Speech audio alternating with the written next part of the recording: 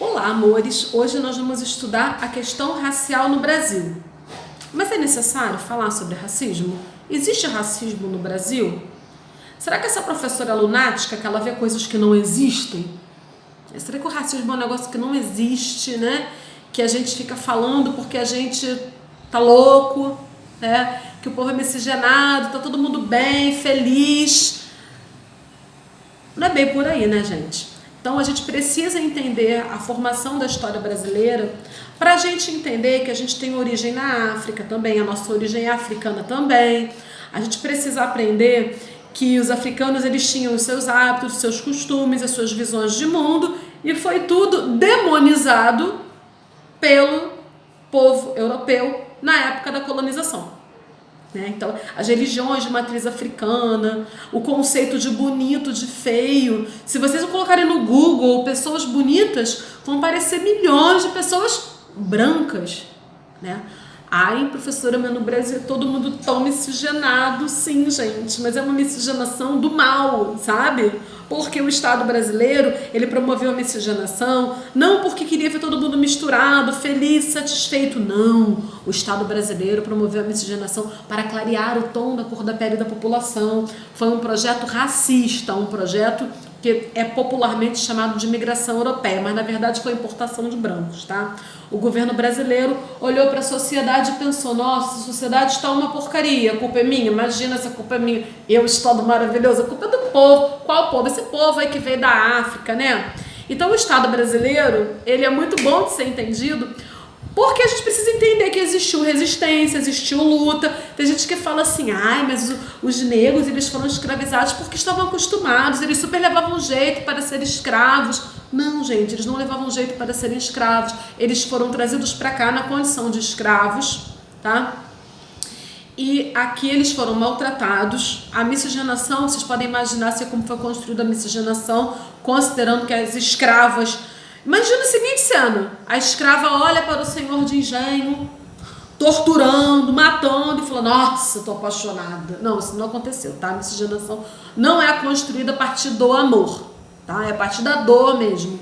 E a população, ela aqui escravizada, ela lutou, houve resistência, foram criados quilombos, tá? Só que a gente precisa pensar o modo como isso gera impacto hoje na vida da gente. Porque quando essa população foi liberta no século XX, né, de modo mais intenso, quando você vê assim, o trabalho livre, assalariado se desenvolvendo no Brasil, isso vai acontecer de modo mais latente, mais intenso no século XX, quando você tem a construção do trabalho livre e assalariado. E essa população recém-liberta não recebeu do Estado nenhuma condição de sobrevivência. Vou dar um exemplo para vocês. Imaginem que os pais de vocês hoje virem para vocês e falem assim, olha, a partir de hoje vocês estão livres. Vocês vão olhar assim, como assim? Vocês podem ir embora daqui, acabou. Você não tem mais que me obedecer, que lavar a louça, que lavar um banheiro, passar uma roupa, nada. Você agora é livre. Show, sai, vai embora.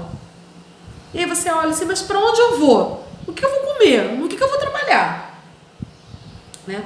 Professora, mas não começou o trabalho livre e assalariado, era só contratar os ex-escravos, era, gente. Mas lembra que o Estado brasileiro é uma coisa, né? Um catiço. Então o Estado brasileiro faz o quê? Para não absorver essa mão de obra recém-liberta, fazer imigração europeia.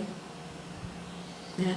E é interessante a gente pensar esse modo perverso como o Estado brasileiro operou a questão da abolição da escravidão, porque hoje a gente tem um teórico muito interessante que ele é africano, um filósofo, o Bembe, e ele vira e fala, olha, nós vivemos uma situação de necropolítica se pensarmos a relação entre escravidão, entre colonização e neoliberalismo. Nós vivemos uma situação de necropolítica, de gestão de poder político orientada pelo princípio da morte.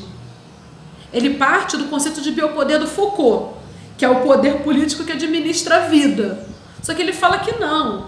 Só que ele não fala que não no sentido de superar, de dizer que Foucault está errado. Ele fala que não no sentido de aperfeiçoar, de aprofundar o conceito Foucaultiano de biopoder, falando, não, olha só, nós temos também a questão da necropolítica, que é uma política de Estado orientada pelo princípio da morte. quais são os corpos que podem morrer, quais são os corpos que devem morrer e como vai ser operada essa morte. E aí a gente verifica isso, né, na política de segurança pública do Rio de Janeiro. E é interessante a gente pensar sobre isso. Professora, mas a senhora não acha que tem que combater o tráfico? Acho. O que você acha de combatermos primeiro nas fronteiras? Porque não são os moradores das comunidades carentes os responsáveis pela segurança das nossas fronteiras, né? Então os entorpecentes ilícitos, eles passam pelas fronteiras.